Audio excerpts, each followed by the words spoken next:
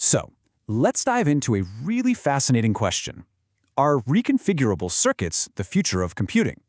I mean, when you look at how complex modern electronics are, it's pretty mind-blowing. But what if the very design of these chips wasn't permanent? What if it could change? Think about it like this. You get a software update, and boom, your phone has new features. We're all used to that. But what if the actual hardware, the silicon chip inside your device, could get an update? What if it could literally rewire itself to do a completely different job overnight? That's the wild idea we're talking about today. Okay, so here's the fundamental difference. On one side, you've got your standard, fixed hardware. Your CPU, your GPU. Their circuits are basically wired in stone the moment they're made. But on the other side, you have reconfigurable hardware, which is built from the ground up with one goal in mind, to be able to change long after it leaves the factory. Hardware that can shapeshift? It sounds like something out of science fiction, right? So let's break down what's actually going on here. How does this work? So, in a nutshell, a reconfigurable circuit is a chip whose internal wiring just isn't permanent. You can load it with what's basically a new blueprint, and that same exact piece of silicon can perform a totally different task. One minute it could be a specialized networking accelerator, and the next it can transform into a custom-built AI engine. And this is probably the best way to picture it. If you've ever tinkered with electronics, you've probably used a breadboard to quickly wire up a test circuit. Well, a reconfigurable circuit is kind of like a microscopic, super fast digital version of that, all packed onto one chip.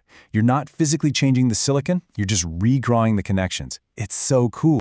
Okay, so we get what they are. But, why should we care? What's the big deal? Well, it really boils down to three key advantages. Three superpowers, really, that make this tech a potential game changer.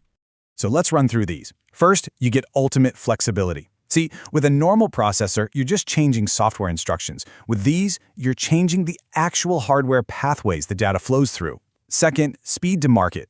Designing a fully custom chip, an ASIC, can take years and cost a fortune. With this tech, you could be testing new hardware designs in just days or weeks. And third, radical efficiency.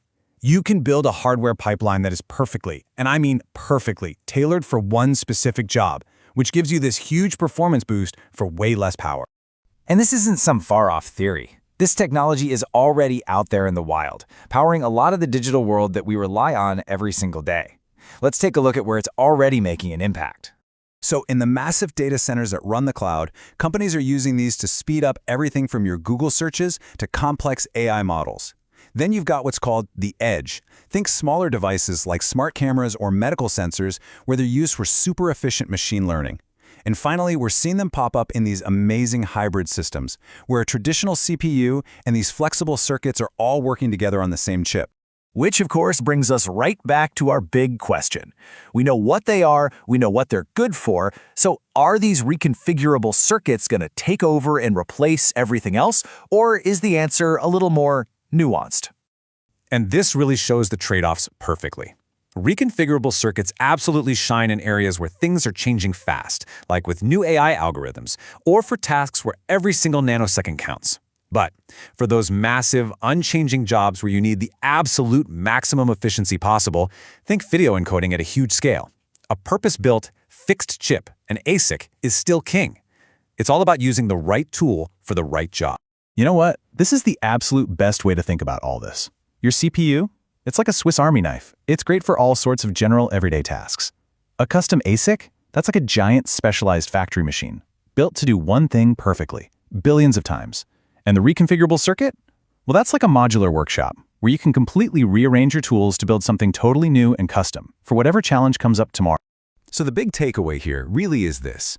The future isn't about one chip replacing all the others. It's about teamwork. The most powerful, most efficient systems are going to be a mix. A team of specialists that combines the jack-of-all-trades power of CPUs, the raw efficiency of ASICs, and the incredible adaptability of reconfigurable circuits all working together. And that leaves us with one last big thought to chew on. We live in a world where software changes at a dizzying pace. As our technological demands get more and more complex, you have to wonder, will our hardware have to learn to adapt just as fast as our software does? It's a pretty interesting question to think about.